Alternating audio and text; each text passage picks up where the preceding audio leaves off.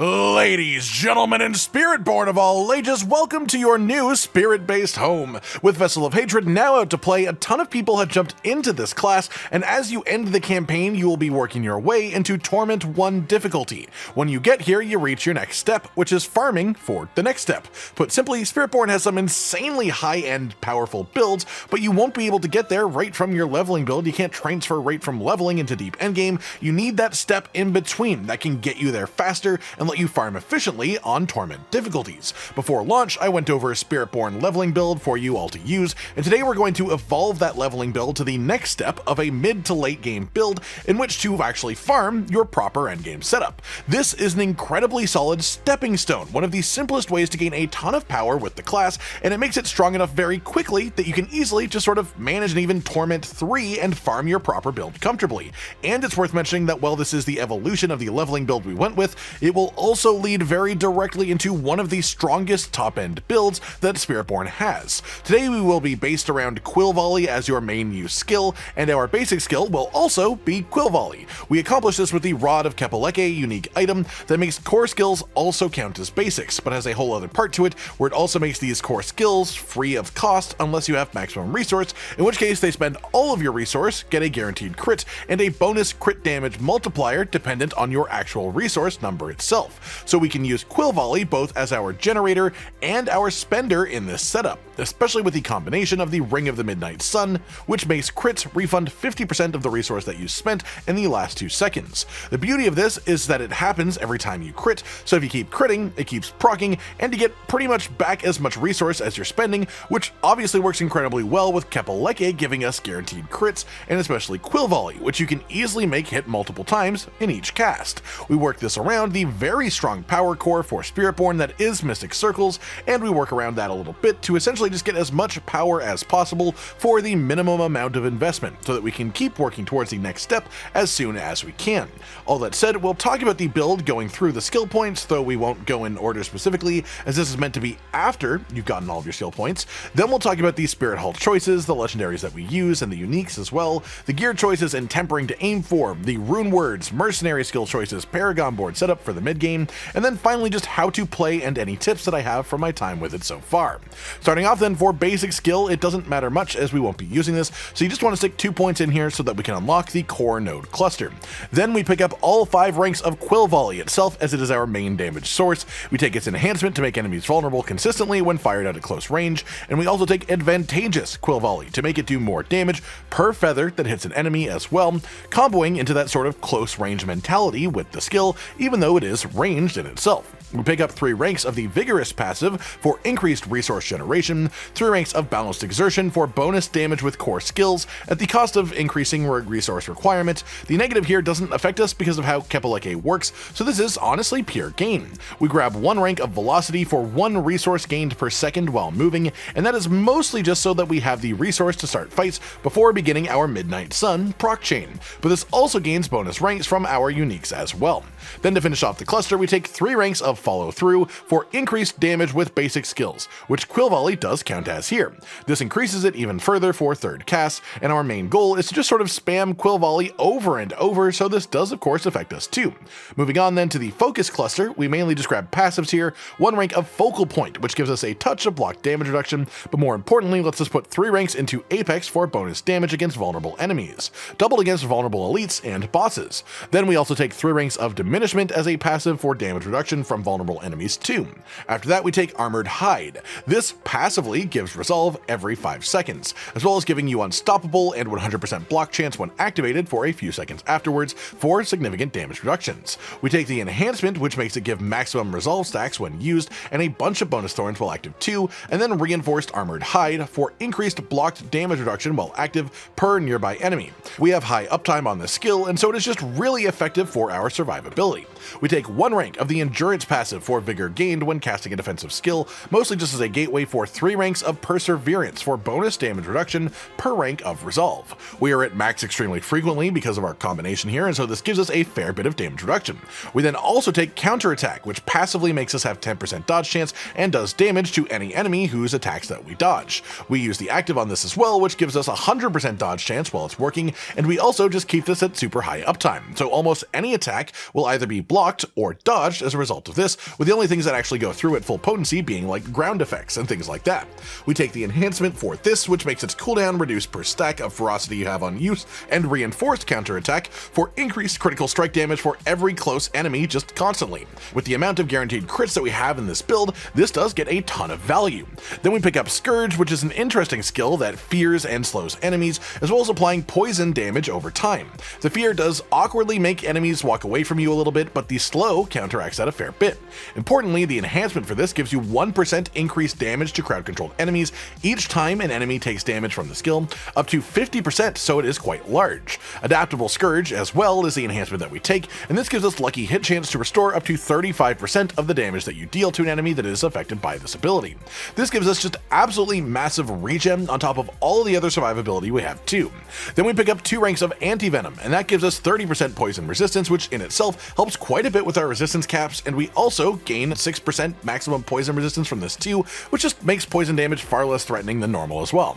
After this, we move to potency skills, and here we pick up all 5 ranks of Razor Wings as essentially our secondary damage source skill, just because we have the opportunity to span these out, and doing so gives us a ton of bonus damage, as a burst window just sort of on top of the consistent damage that we get from quill volley itself. We also take the enhancement for this, which gives us vulnerable application that we don't really need, and invasive Razor Wings, which makes them last 300% longer and changes their pattern to spiral outwards. You can technically use either enhancement with this build, but this creates more burst, which is sort of the idea behind this. Then we pick up 3 ranks of the Brilliance passive, which gives Eagle skills bonus damage per movement speed that you have. However, as opposed to the wording on the skill, it seems to give you damage just per overall movement speed stat, not just bonus movement speed, which means even without any extra movement speed, it is a minimum of 9% bonus damage to our 2 main damage sources. Personally, I also don't have my last 5 skill points because this was recorded on the early review build, and I didn't have all of my renown there, so you should also be taking 3 ranks of the Potent passive here,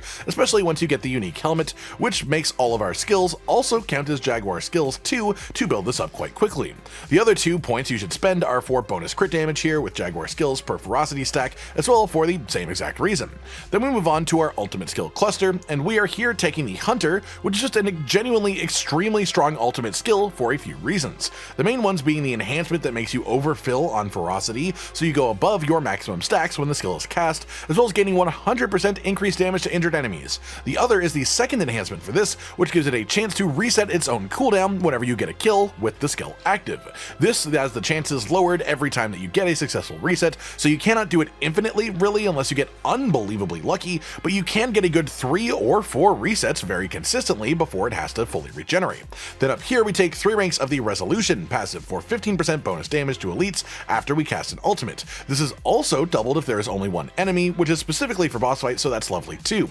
We then grab 1 rank of Spiritual Attunement for bonus maximum resource, which also translates to more damage for us, and lets us put 3 ranks into the Supremacy passive. This is a stacking damage buff that you gain per kill with an ultimate skill active. You get bonus stacks when the ultimate ends, and then these stacks start to drain 1 per second. But because the Hunter ultimate resets, we can actually stack this really effectively, and we can reset the draining effect by just activating the Hunter again.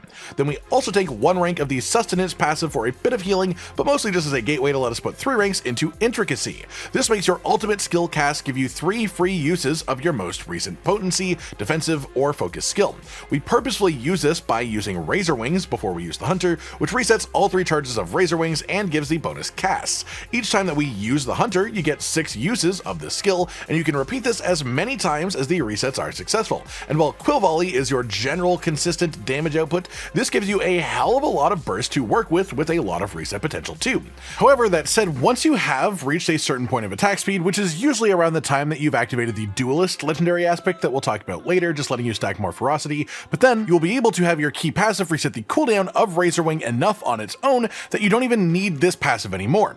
At that point, you can actually drop these 3 points and the 1 point for the passive before it, and instead move them to these Gorilla passives over here, which will increase your maximum health and give you bonus damage against knockdown enemies, and also an execute chance against non-elites as well. Then with your final skill point, we have our key passive, Prodigy's Tempo. Because we have Rod of Kepaleke, Quill Volley counts as both a core skill and a basic skill. This makes it trigger both the bonus skill ranks and the cooldown reductions on every third cast from this key passive. To make this work, we use all of our cooldown skills purposefully, then we just spam Quill Volley, which resets the cooldowns and increases the skill ranks, and that lets us just sort of repeat this loop sort of endlessly. That does it for skill points then, so let's move on to your Spirit Hall choices. Primary Spirit Hall here is Gorilla, quite simply. Mostly for the barrier generated on every Gorilla skill cast, as we cast tons of skills extremely quickly, so this just gives us a lot of barrier generation, which both gives us the survivability that barriers offer, but also offense from the various options that give us damage with a barrier active, especially in your Paragon choices. Ideally, you will also use the Harmony of Ebikawa unique helmet, which boosts damage per guardian tag that is on a skill. Our main skills are eagle-based skills, so main Spirit Hall Gorilla is a second guardian tag added to that. For our secondary Spirit Hall choice, we take Jaguar. This also adds a third tag to eagle skills if you have that unique helmet, but on top of that it increases maximum ferocity stacks by 1, which is great in itself, more bonus attack speed, but also more damage, and we'll talk about that in a bit. As well, you get 1 stack of ferocity per kill, that or just when damaging a boss as well, and because the Hunter does not get resets on bosses, this is our main builder of ferocity in longer lasting single target fights. Moving on then, we have our legendaries and uniques, starting with the uniques that are required to swap the build over from leveling to this version. The first of these is Rod of Kepaleke. This is one of only 2 unique quarterstaffs in the whole game. We've talked about what this unique does, but the beauty of this season especially is that obol gambling for unique items has a really good conversion rate. If you want uniques, spending obols is a good way to farm them, way better than it's ever been before. And because there are only 2 unique quarterstaffs in the game, you have a very reasonable chance when gambling on quarterstaffs through this vendor to actually have this item drop, which makes it a pretty reliable item, even with it being a unique. The second one then is the Ring of the Midnight Sun, which entirely exists to solve all resource-based issues, especially in a build like this. This one is a bit harder to target because there are a few unique rings for Spiritborn, but not too hard to get in the grand scheme of things. The third unique that we use in this build is more of a luxury item than anything. It's not required for it, which is Harmony of Ebikawa. This will increase your damage a fair amount once you have it, but again, you can use the build before you have the helmet. It just makes it a fair bit better. Then past that, we have the legendaries. On your amulet, we take the Plains Power aspect, which gives you a lucky hit chance to spawn a mystic circle under you. Then when you cast a Jaguar skill in the circle, it makes them increase your damage per ferocity stack that you have. This gives us an obscene amount of bonus damage overall, and is very powerful to build around. To offset the awkwardness of the circles, we take the Sky Power aspect on our boots to make these also move the circles with you whenever you evade. Ideally, your boots would also have the evade cooldown reduction when attacking implicit, so you can just constantly evade to move the circle around with you in combat as well. For your other 2 offensive aspects, ideally these would be Rebounding, which both makes Quill Volley return to you, essentially doubling its damage potential, but also then makes it explode at both ends, adding even extra pops to damage too. Then the Moonrise aspect, which gives us attack speed and basic skill damage. Attack speed is always good, and Quill Volley counts as a basic skill with Kepaleke, so it gets the full damage bonus from this too on top of the attack speed. For your defensive aspects then, Might is fantastic for just 20% bonus damage reduction as we use basic skills constantly. Forest Power is nice for more barrier shenanigans, and even more lucky hit chance for the Mystic Circles too, but ideally one of these 2 slots would instead have the utility aspect, the Duelist. This increases your maximum stacks of ferocity up to 5 for both the bonus attack speed and the bonus damage of Mystic Circles too. Past that, we have the other parts of gear in general, and for tempering specifically, you want to focus on Mystic Circle Potency as an affix for your offensive tempers, Resolve stack bonuses for your defensive tempers so you gain more stacks of Resolve when using Armored Hide, the Hunter cooldown reduction in your resource tempers so that you have less time to wait when the ultimate fails to reset, and then just movement speed for your movement temper of course. For the rest of your stats, especially at this stage of the game, you will rely on a few armor affixes being resistance increases so you can actually reach your caps, but otherwise crit damage is good, attack speed is good, skill ranks for Quill Volley obviously quite good, as is just general dexterity.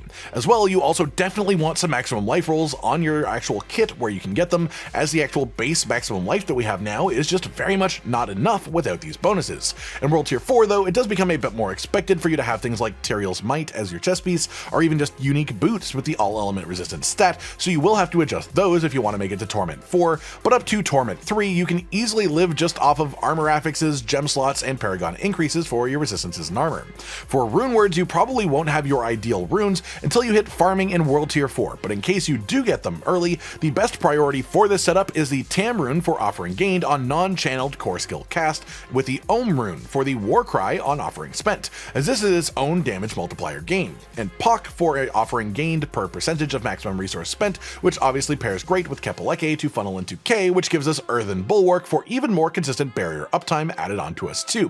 For your other gems, use your jewelry to sort resistances or armor if needed.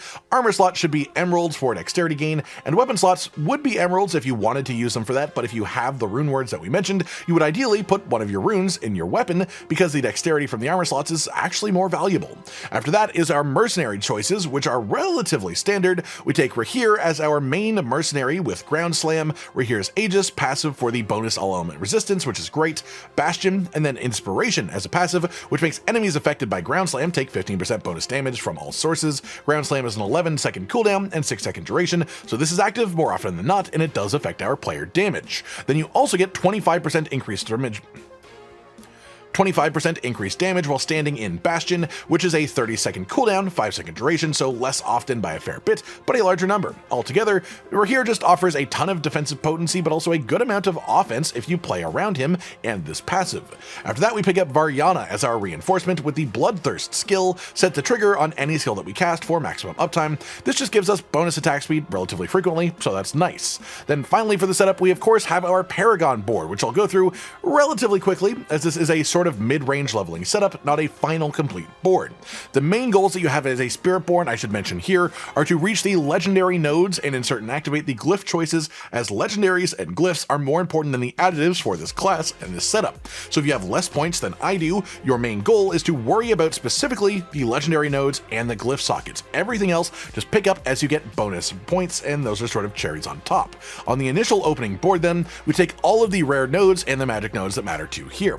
In the glyph socket, we put in the Spirit Glyph. This increases your crit damage, but also additional bonus gives you increased damage to an enemy for every time that you crit them as well, up to a limit of course, but this is a solid boost. We take the dexterity and the radius to activate it, and the nodes of note in the radius too, then we exit out of the top side of the board and stick on the Viscous Shield board. This is where a lot of our barrier synergy comes in, is from this board itself, with our rotation here on your left immediately is a rare node for bonus barrier generation and crit damage, which we do of course grab.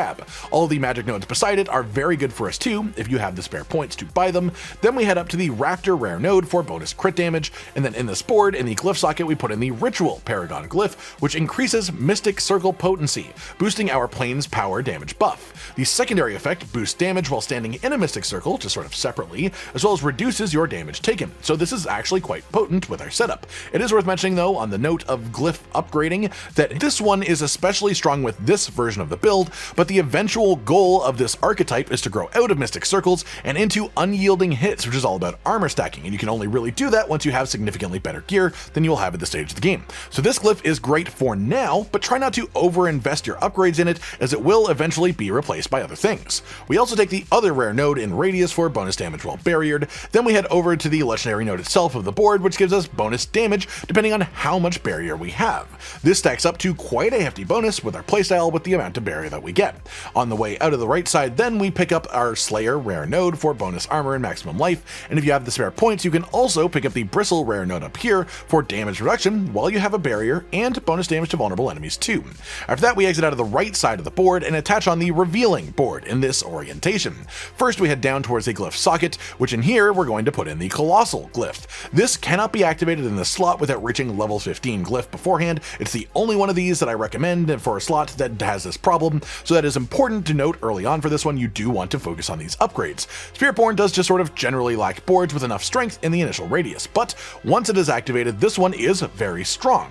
It increases Gorilla skill damage generally, which counts for all of our skills because we have Gorilla main Spirit Hull, but more importantly, the secondary bonus is increased damage per stack of resolve that you have. We sit quite high on this very consistently for the bonus damage that it gives, so that is quite nice. We also grab specifically the rare node in the radius for damage to crowd controlled enemies, then the strength to activate the glyph before moving out to the top side.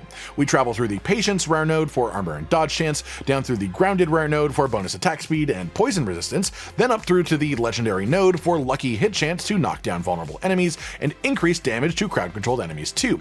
After that, we exit out of the left side of the previous board to attach on the Sapping board, and then we go directly to the legendary node itself. This gives us 30% increased damage and 15% vigor restored after we cast 3 skills from the same spirit in a row. Not Not only do most of our skills end up having the same skill tags, which lets us sort of just brute force this, but we tend to use quill volley more than 3 times in a row, more frequently than every 5 seconds anyways, so this damage bonus will just always stay active. We also grab the all resist rare node along the way up here, we take the attack speed and dodge chance rare node as well, then we enter the glyph socket itself where we put in the Talon glyph. This increases eagle skill damage specifically and gives us increased critical damage with eagle skills. However, it's worth noting that the legendary bonus for this is the least valuable so far, as while our 2 main damage sources do deal lightning damage, it doesn't affect all of our damage, and 5% isn't impressively more than the other upgrades that are less specific either, so this one is relatively low upgrade priority. After this, we head out of the top end of the board to our final board, Drive. We head up through the rare node for damage reduction while moving, which is quite valuable, and right up to the legendary node itself. This gives us stacking damage increase whenever we move 10 meters within 10 seconds. We do this quite easily and frequently, so this is just sort of consistent damage increase. We then head in through the rare nodes to the glyph socket itself, and here we take the Headhunter glyph, finally, for increased effect to normal nodes in the radius, as well as increased damage to elites as a multiplier as the secondary bonus. This is not the final position for this glyph, but it is a good one when you reach this stage of progression specifically. As you end up with more points than me though, things will move a bit. The main changes that you want to make if you just want something just sort of clear is to get all of the rare and magic nodes that we skip over to get our glyphs and legendary nodes to begin with. That just about does it today then for how to actually put the build together, so let's quickly go over how to play it. This is relatively simple. Your main job is just spamming out quill volley with rapidity. Other than that, you essentially want to do the classic Razor Wing plus the Hunter ult combo whenever it's off cooldown, which means just sort of spamming all charges of Razor Wing, using the Hunter, spamming all charges of Razor Wing again, repeating the Hunter again until it just fails to reset as a combo. Otherwise, you use Armored Hide on cooldown, counterattack on cooldown, and Scourge mostly on cooldown, with some awareness in your head that if you use this and fear enemies, they will try to run away from you, so you do need to be prepared for that. But it is exceptional for elites and bosses especially, and it does give you a lot of bonus damage. Otherwise, just spam quill volley. It does a ton of damage in itself, and our key passives make it reset all of your cooldowns when you spam it, which it also activates your defensive faster too. It's as simple as that. That does it for today then, everyone. Just an in-depth guide to your sort of middle of endgame Spiritborn build. The build that you will use to bridge the gap between leveling and your deeper endgame, where you have more precise control over what you actually build for when you have some good gear, but not all of your good gear. A couple of specific uniques, but not necessarily a mythic unique yet, you know? I hope you've all enjoyed this then, and hopefully you will enjoy using this build yourself too if you try it out in game. Like if you liked the video, subscribe to the notification bell for more, and most importantly, ladies and gentlemen, until next time, stay sweet. Josh, Cotton, and Hollow with the videos, dropping the humor like a hammer on your tippy toes, bringing entertainment on a daily arrangement to take our insanity and turn it into entertainment. Yes, I said entertainment twice, to reiterate that it is nice to look into your faces on a mostly daily basis when you let us in your homes to make the whole world a stage. Goodbye.